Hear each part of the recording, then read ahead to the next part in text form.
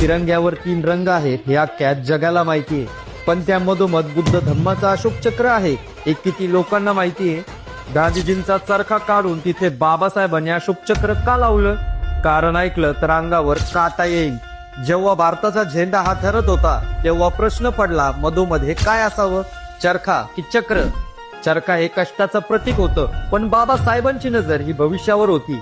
ते संविधान सभेत उभे राहिले आणि म्हणाले, चरखा हा का आपण विणू शकतो पण देश नाही. देशाला गती हवी आहे, देशाला कायदा हवा आहे.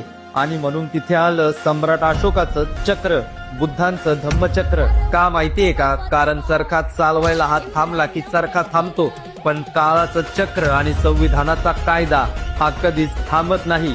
आणि त्यातल्या 24 आऱ्या म्हणजे दिवसाचे 24 तास हे सांगण्यासाठी की भारत आता झोपणार नाही, भारत हा आता थांबणार नाही. आज जेव्हा आपण झेंड्याला सेल्यूट करतो तेव्हा आपण फक्त